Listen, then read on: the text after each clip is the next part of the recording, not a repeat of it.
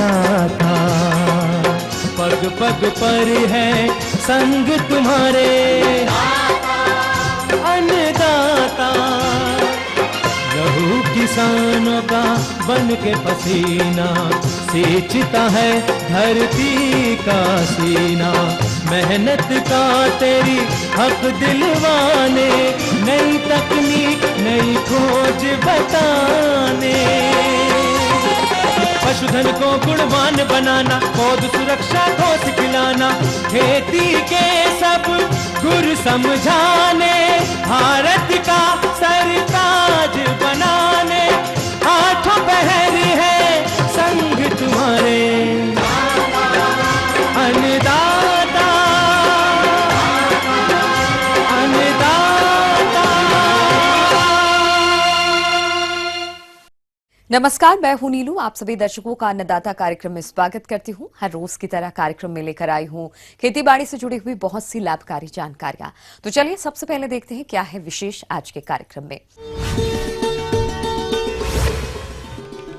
लीची के बाग को हानि पहुंचाने वाले लाल मकड़ी कीट की रोकथाम। गर्मी के मौसम में मधुमक्खियों और मधुबक्सों की देखभाल एवं प्रबंधन।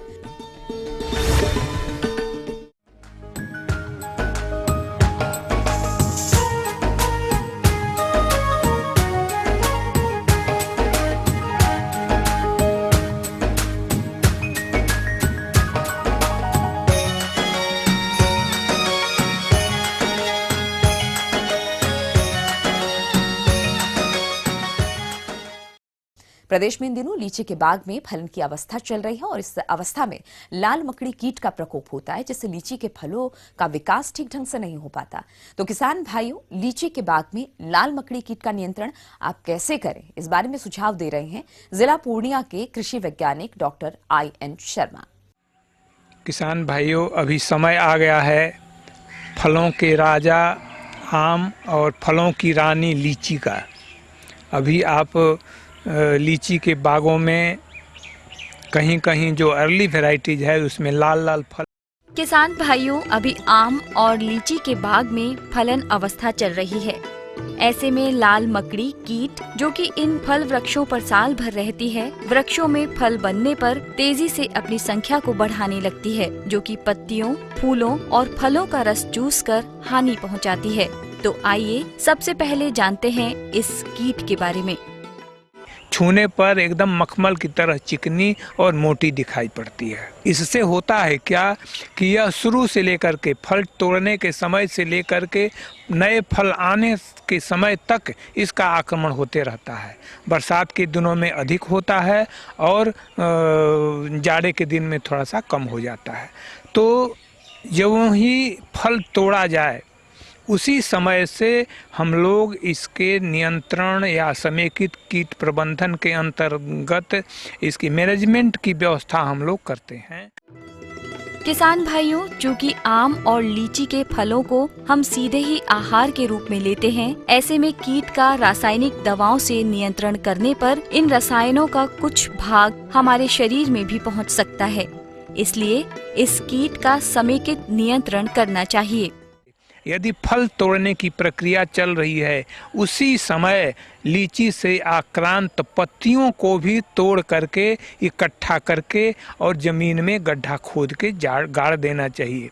हमारे किसान भाई क्या करते हैं कि कोई भी आक्रांत पौधा, वह कीट से हो, माइट से हो या डिजीज से हो, उसको तोड़ करके वहीं बाग में या कहीं फेंक देते हैं। ऐसा करने से वह नेक्स्ट जनरेशन को पैदा करने में वह सहायक होता है और उससे आपको नुकसान होता है। इसलिए उसको तोड़ करके और ज़मीन के अंदर गाड़ देंगे। इससे क्या होगा कि जो जोरन है, जो इनिशियल पॉपुलेशन है, वह समाप्त हो जाता है।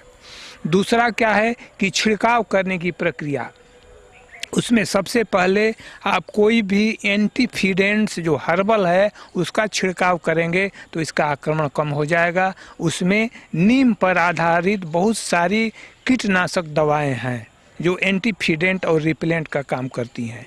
उनमें निम्बिसिडीन है या निम्बीन है या नीम का तेल है या नीम का कर्नेल का एक्सट्रैक्ट है। उसको आप 5 ml प्रति लीटर पानी में बरसात के समय से ही कोई स्टिकर मिला करके, स्टिकर में आप अपसाइड टी है या स्प्रेडॉल 90 है, उसको आप मिला करके छिड़काव करेंगे तो बरसात में वह कीटनाशक को या माइटीसाइड को चिपका करके रखेगा और उससे आपको अधिक से अधिक लाभ होगा। बाद में यदि आक्रांत पत्तियों पर दिखाई पड़े और उसकी मात्रा या उसका अटैक का लेवल जो है वह अधिक हो जाए, तब आप उसको खास करके शुरुआती दौर में तोड़ करके गाड़ दीजिए। किसान भाइयों, इतना कुछ करने के बाद भी यदि लाल मकड़ी कीट का नियंत्रण नहीं हो तो तैयार फलों की तुड़ाई करके इसके नियंत्रण के लिए कम जहरीली रासायनिक दवाओं का प्रयोग करना चाहिए। तो कौन कौन सी हैं ये दवाएं और इनका प्रयोग आप कैसे करें, आइए जानते हैं। उसमें 2-3 इंसेक्टिसाइड माइटीसाइड हैं, उसका आप व्यवहार करेंगे तो इसका अगला जनरेशन आगे नहीं होगा। उसमें सबसे पहले आप केमिकल का हर्बल का आप व्यवहार करें। उसमें ऑर्गोमाइट इसका 3 ml प्रति लीटर पानी में घोल करके और उसमें आप स्प्रेडॉल 90 का 15 लीटर में 5 ml, कहने का मतलब कि 3 लीटर के घोल में 1 ml स्प्रेडॉल 90 मिला करके छिड़काव करेंगे तो यह लीची का जो अगला जनरेशन, माइट का अगला जनरेशन है, वह नहीं लगेगा और आपका पौधा स्वस्थ रहेगा, जो आने के बाद उसमें अच्छा मंजर आएगा और अच्छा उसमें फलन होगी और क्वालिटी पूर्ण आपका फल मिलेगा। ये थी कुछ उपयोगी जानकारियां। अब लेते हैं एक छोटा सा ब्रेक, जल्द लौटेंगे और कार्यक्रम में आगे है महत्वपूर्ण जानकारियां। बने रहिए हमारे साथ।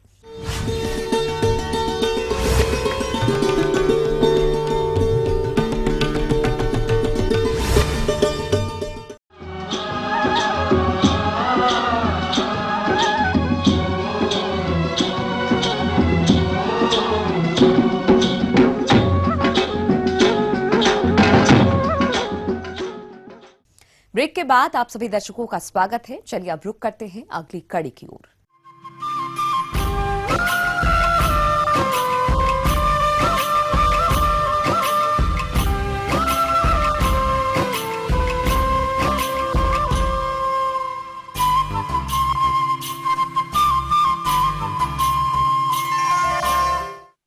हमारे प्रदेश में गर्मी के समय मधुमक्खियों से कम शहद की प्राप्ति होती है, क्योंकि गर्मी के समय मधुमक्खियों को पर्याप्त मात्रा में फूल नहीं मिलते, इसके कारण भोजन नहीं मिल पाता। इसलिए इस मौसम में मधुमक्खियों की विशेष देखभाल की जरूरत होती है, तभी आप इस व्यवसाय को सुचारू रूप से चला सकते हैं। तो मधुमक्खी पालक भाई गर्मियों में अपनी मधुमक्खियों की देखभाल किस तरह से करें, इस बारे में उचित सुझाव दे रही हैं कृषि वैज्ञानिका डॉक्टर स्वाति। मैं आज आपको ग्रीष्मकालीन मधुमक्खी प्रबंधन किस प्रकार किया जाए इस विषय पे बताने जा रही हूँ। सबसे पहले ये जो मौसम है मधुमक्खियों के लिए अनुकूल नहीं है। इस समय पे मधुमक्खियाँ परेशान होती हैं और उन्हें भोजन का अभाव रहता है। किसान भाइयों, जैसा कि आप सभी जानते हैं कि अभी गर्मी का मौसम चल रहा है और यदि आपने इस समय मधुबक्सों के रखरखाव में किसी भी तरह की लापरवाही की तो मधुमक्खियां बॉक्स छोड़कर भागने लगेंगी तथा आपको कम शहद की प्राप्ति होने के कारण आर्थिक हानि का सामना करना पड़ेगा। इसीलिए आप अपने मधुबक्सों का प्रबंधन किस तरह करें, आइए जान लेते हैं। सबसे पहले मधुमक्खियों के बक्सों को पूर्व स्थान की ओर मुंह ना कर करके उनको दक्षिण पश्चिम की ओर मुंह करें। इसके बाद उन्हें हमें ऐसे स्थान पर रखना चाहिए जहां सीधे धूप आती ना हो। अगर धूप आती है उससे भी मधुमक्खियों को काफी परेशानी होती है। हमें हमेशा छायादार स्थान का चयन करना चाहिए जहां पर हल्की छाया, हल्की धूप रहे। डायरेक्ट सनलाइट मधुमक्खियों के बक्सों पर ना पड़े। मधुमक्खी की पेटियां सुबह के समय पर ही खोलें। गर्मियों में दोपहर के समय मधुमक्खी पेटियों को खोल करके उसका निरीक्षण ना करें। यही कार्य आप शाम को 5 बजे से लेकर के 7 बजे तक मधुमक्खियों को बक्सों को खोलकर साफ सफाई एवं उनका निरीक्षण कर सकते हैं। हमें इस बात की सावधानी रखनी चाहिए कि टाट के बोरे जमीन पर न लटकते हुए हों, क्योंकि अगर टाट के बोरे जमीन में लटकते हुए होंगे तो उनमें दीमक की समस्या और चीटा, चींटी ये सभी कीट हैं वो बक्से के अंदर प्रवेश कर जाएंगे और मधुमक्खियों का शहद चोरी करके खा जाएंगे और मधुमक्खियां अपना घर छोड़कर अन्य स्थान पर भाग जाएंगी। इसके अलावा हम किस स्थान पर पेटियों को रखा हुआ है वहां दूब, घास या झाड़ियां नहीं होनी चाहिए जो कि डायरेक्ट हमारी मधुमक्खियों की बक्सों तक छुएं। अगर दूब, घास लंबी होगी, इस स्थिति में कोई भी इंसेक्ट बॉक्स के अंदर प्रवेश करके मधुमक्खियों को हानि पहुंचा सकता है। अगर हमारे बक्से के ऊपर सुपर बॉक्स लगा हुआ हो तो उनमें कहीं दरार या छिद्र ना हो। अगर दरार या छिद्र है तो उसके छिद्र को और दरार को मिट्टी गीली करके उसको बंद कर दें और हमारा जो मुख्य द्वार है उसको भी छोटा कर दें। अगर रानी हमारी भागने की स्थिति में हो और बक्सा कमजोर हो, इस स्थिति में हम रानी गेट का प्रयोग करें।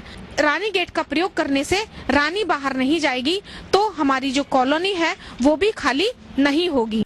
गर्मी के मौसम में फूलों की उपलब्धता कम होने के कारण मधुमक्खियों को पराग एकत्रित करने में परेशानी होती है। इसीलिए मधुमक्खियों को इस समय कृत्रिम आहार देने की आवश्यकता होती है। तो आप किस तरह दें मधुमक्खियों को कृत्रिम आहार, आइए जानते हैं। इसके बाद हमें समस्या आती है कि अगर उनके पास भोजन नहीं है तो भोजन हमें किस प्रकार उपलब्ध कराना है। इसके लिए हमें सबसे पहले एक तगाड़ी में हम शक्कर का घोल बना करके रख सकते हैं जिसमें हम थोड़ी लकड़ियां डाल दें और इसको हम मधुमक्खी की पेटियों से करीब 10 मीटर या 5 मीटर की दूरी पर रख दें, जिसके कारण मधुमक्खियां अगर भूखी होंगी तो वो आकर के चाशनी की जो हमने डंडियां डाली हैं उस पर आकर के बैठकर अपना भोजन कर सकती हैं। कृत्रिम चाशनी के साथ साथ हम उन्हें पॉलिन के रूप में विभिन्न प्रकार का आटा, जिस प्रकार मक्के का आटा, बाजरा का आटा, इसको भी हम खुले स्थान पर रख के उन्हें पॉलिन के रूप में भोजन उपलब्ध कराते हैं। पानी की उचित व्यवस्था करनी चाहिए। अगर मेड़ चलती हुई हो तो पानी स्वच्छ होना चाहिए और बहता हुआ जल हो। मौन पालक भाइयों, इस समय कीटों द्वारा भी मधुमक्खियों को नुकसान पहुंचाया जाता है, जिस कारण मधु बॉक्सों में मधुमक्खियों की कमी हो जाती है और शहद उत्पादन पर विपरीत प्रभाव पड़ता है। तो आप इन कीटों से मधुमक्खियों को कैसे बचाएं? आइए जानते हैं। मधुमक्खियों के बक्सों में अगर चीटा, चींटी इस प्रकार की कहीं संभावना है तो मधुमक्खियों की पेटियों के नीचे जो हमारा 4 पादी स्टैंड रहता है उसके नीचे एक जल से भरे कटोरों को रख दें। जल से भरे पात्र ना हो तो जला हुआ ऑयल या ग्रीस को पेंट कर दें। आगे और भी कुछ रोचक जानकारियां, पर यहाँ पर रुकेंगे एक और ब्रेक के लिए। जल्द हाजिर होते हैं।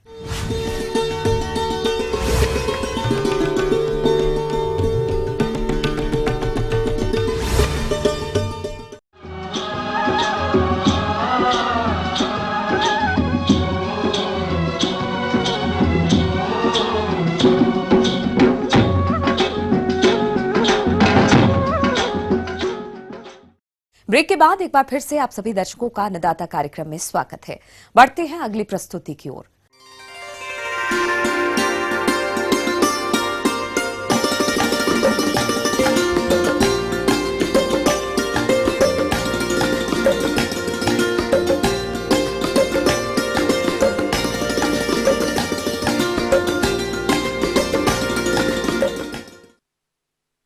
हमारे प्रदेश के जो किसान भाई गुलाब की खेती करते हैं एवं इस व्यवसाय से अतिरिक्त लाभ प्राप्त करने के लिए इसका जल और तेल निकालकर भी अच्छी आमदनी प्राप्त कर सकते हैं।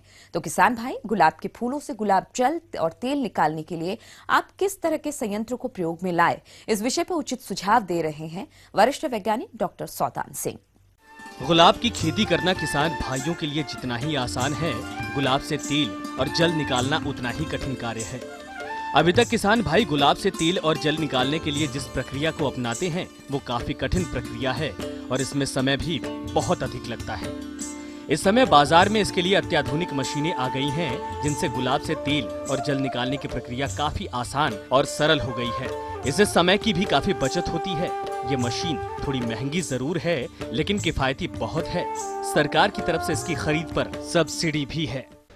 देखिए ऐसा है कि ये जो मशीन है जिसके गुलाब का जल निकाला जाता है आमतौर पर, और गुलाब का अगर तेल निकालना हो तो तेल की जो मात्रा होती है बहुत कम होती है। तो गुलाब के तेल के लिए कोहेबिशन यूनिट ज़रूरी है। कोहेबिशन यूनिट का मतलब ये है कि एक बार जो पानी निकला, तेल निकला, और जो बचा हुआ पानी है उसको रिसाइकिल किया जाए। जो रिसाइकिल होके फिर दोबारा से उसमें जो भी तेल थोड़ा सा पानी में सॉल्युबल हो जाएगा वो दोबारा से है। तो इस तरह से गुलाब के लिए कोहेबिशन यूनिट ज़रूरी है। इसका जो तेल निकालने का जो सिद्धांत है वो बहुत आसान है, लेकिन इसकी जो यूनिट बनाई जाती है वो प्योर स्टेनलेस स्टील की बनाई जाती है। दूसरा क्या है कि इसमें ये भट्टी है, ये फूल भरने की जगह है, और ये फूल इसमें भर के इसको टाइट कर दिया जाता है। इस टाइट करने के बाद ये इधर से पानी और भाप गर्म होके उधर जाता है, और कंडेंसर के बाद वहाँ रिसीव कर लिया जाता है। और रिसीव करने के बाद अगर तेल निकालना है तो उसको रिसाइकिल कर दिया जाता है, और तेल नहीं निकालना है तो सीधा गुलाब जल कलेक्ट कर लिया जाता है बर्तन में। तो ये बड़ा आसान तरीका है, और इस तरीके में सबसे बड़ा फ़ायदा ये है कि जो रिकवरी है कम से कम डबल मिलती है जो आम यूनिट है। और कई बार गुलाब जल की तो काम लोग कर सकते हैं, लेकिन गुलाब का तेल निकालना बहुत मुश्किल होता है। इसमें गुलाब का तेल भी निकाला जा सकता है जो कि बहुत ही बहुमूल्य है। तो गुलाब के तेल निकालने के लिए जहाँ तक हमारी तरफ से सिफारिश है वो ये है कि स्टेनलेस स्टील की जो यूनिट है जिसका नाम सिमेप ने सिम आस्विका दिया है उसका इस्तेमाल करना चाहिए। और इससे अगर गुलाब जल का भी काम करते हैं तो इससे गुलाब जल अच्छी क्वालिटी का और ज़्यादा मात्रा में निकलता है। देखिए, इसमें ज़्यादा से ज़्यादा 2.5 से 3 घंटा लगता है एक बार में। दूसरा क्या है कि उस 2.5 से 3 घंटे में फिर पीछे जो हमारा मटेरियल रह गया है या पानी रह गया है उसमें बचता कुछ नहीं है, इसमें से पूरा निकल जाता है। समय के साथ साथ इसमें ईंधन भी बहुत कम लगता है। बात यह है कि पानी का जो सर्कुलेशन सिस्टम है वो उस पानी सर्कुलेट करता रहता है। अगर पानी की बात किया जाए तो कुल मिला के पानी वहाँ पे गर्म होता रहता है बार बार, और गर्म पानी से ही ठंडा करने की कोशिश की जाती है। तो पानी की भी बर्बादी अगर देखा जाए तो वहाँ ज़्यादा होती है। यहाँ पर क्या है कि पानी को सर्कुलेशन में रखा जाता है, वहाँ पर पानी को बार बार गर्म कर दिया, फिर पूरा फेंक दिया, फिर दोबारा ठंडा कर दिया जाए। तो इस तरह से श्रम की भी बचत है, ईंधन की भी बचत है, पानी की भी बचत है, और समय की भी बचत है। और इन सब बचतों के साथ जो रिकवरी है वो ज़्यादा है। देखिए, जिस साइज़ की ये सिम आस्विका दे रहे हैं ये मेरे ख्याल से 30,000 के आसपास बन जाती है, और इसमें 25 किलो फूल एक बार में डाले जा सकते हैं। अगर आपको ज़्यादा फूल उगाने हैं, ज़्यादा बड़े स्तर पर खेती करनी है तो उसी स्तर में आप इसकी जो साइज़ बढ़वा सकते हैं, लेकिन डिज़ाइन यही है। और जहाँ तक इसमें उपलब्धता की तो आप सिमेप में आके संपर्क कर सकते हैं, सिमेप से इसका पता ले सकते हैं किस तरह से क्या डिज़ाइन वगैरह मिल जाती है।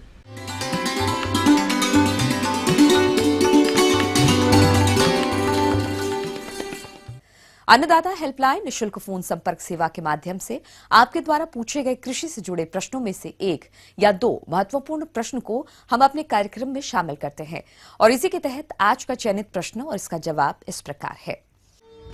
अन्नदाता निशुल्क फोन संपर्क सेवा के माध्यम से पूछे गए प्रश्नों में से आज हमने जिस प्रश्न को कार्यक्रम में शामिल किया है उसे पूछा है जिला जमुई के कृषक रामदयाल यादव ने।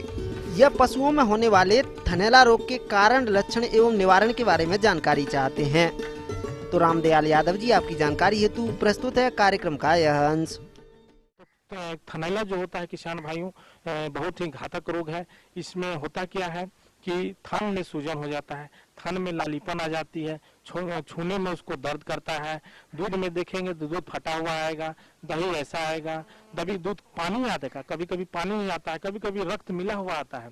तो ऐसी स्थिति में किसान भाई जब ये दूध में परिवर्तन होगा तो दूध की जो गुणवत्ता है वो घट जाएगी, और वह जो दूध है खाने लायक नहीं होगा। इससे हमें काफी आर्थिक क्षति उठानी पड़ती है। पशुपालक भाइयों, इस रोग से ग्रसित पशु का इलाज कराना तो जरूरी है ही, साथ ही ये रोग पशुओं में आए ही नहीं, इसके लिए कुछ प्रबंधनों पर विशेष ध्यान देने की आवश्यकता होती है। जैसे पशुशाला की नियमित साफ सफाई करें, जहां पशु बैठता है उस स्थान को लाल दवा से धोएं। साथ ही सप्ताह में एक बार पशुशाला में बुझे हुए चूने का छिड़काव करें। दूध दोहने की चुटकी विधि को अपनाएं। दूध दोहने से पूर्व हाथों को अच्छी तरह से धोएं। इतना करने के बावजूद यदि पशु में ये रोग आ जाए तो इसका इलाज आप कैसे करेंगे, आइए जानते हैं। किसान भाइयों, इसमें इसकी चिकित्सा तो बहुत ही महंगी है, फिर भी हम लोग कुछ ऐसे प्रयास कर सकते हैं ताकि बीमारी ही ना हो, बीमारी कम से कम आक्रमण हो। तो सबसे पहले जैसे थनैला रोग से बचाव करने के लिए हम लोग बताया कि अपने बाड़े को, जहाँ पर आप पशु को रखते हैं, उसको एकदम बिल्कुल साफ सुथरा रखें। तथा दूसरी चीज यह है कि पशुओं में जब भी गाय हम लोग दूध लेते हैं तो पशु को कृपया बैठने ना दें। इसलिए बैठने ना दें कि दुहने के बाद में होता क्या है कि पशु जो टीट जो होते हैं, छेमी के जो छिद्र होते हैं वो खुले हुए रहते हैं। ऐसी अवस्था में जब पशु बैठ जाता है तो वो इन्फेक्शन जो है, वो संक्रमण जो है उसके टीट से पहुंच जाता है।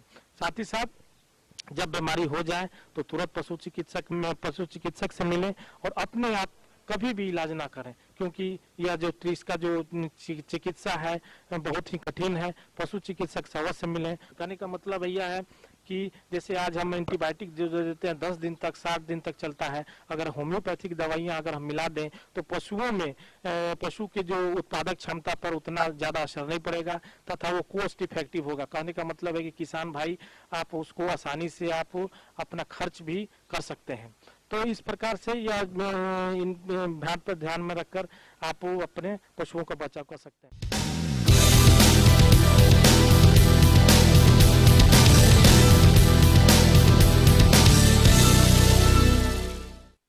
राज्य के विभिन्न मंडियों में कृषि उत्पादों के चढ़ते उतरते बाजार भाव की संक्षिप्त जानकारी इस प्रकार है।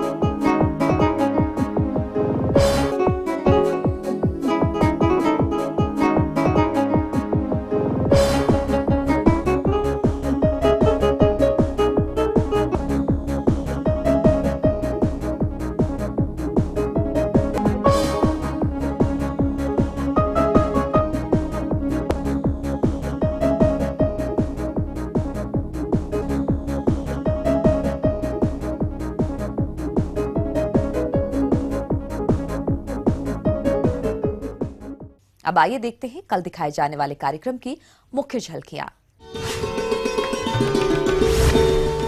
नए फल बाग स्थापित करते समय ध्यान देने योग्य महत्वपूर्ण पहलू, कृषि कार्यों में प्रयोग होने वाले यंत्रों पर संक्षिप्त जानकारी। हम ये उम्मीद करते हैं कि आज का कार्यक्रम आप सभी दर्शकों के लिए उपयोगी रहा होगा। किसान भाइयों, अन्नदाता आपकी सेवा के लिए संकल्परत है। कृषि संबंधित समस्या एवं सुझाव के लिए आप हमें इस पते पर संपर्क कर सकते हैं। प्रोड्यूसर अन्नदाता ETV Bihar Jharkhand, Ramoji film city Hyderabad 501512। साथ ही आप हमें ईमेल भी कर सकते हैं। हमारा ईमेल है annadatabihar@etv.co.in। इसके अतिरिक्त आप हमें निःशुल्क हेल्पलाइन नंबर 180010084599 पर सोमवार से शनिवार सुबह 10 से शाम 4 बजे के बीच संपर्क कर सकते हैं। फिलहाल अन्नदाता की पूरी टीम को इजाजत दीजिए। कल फिर इसी समय आपसे मुलाकात होगी कृषि संबंधी कुछ और महत्वपूर्ण जानकारियों के साथ। तब तक के लिए नमस्कार।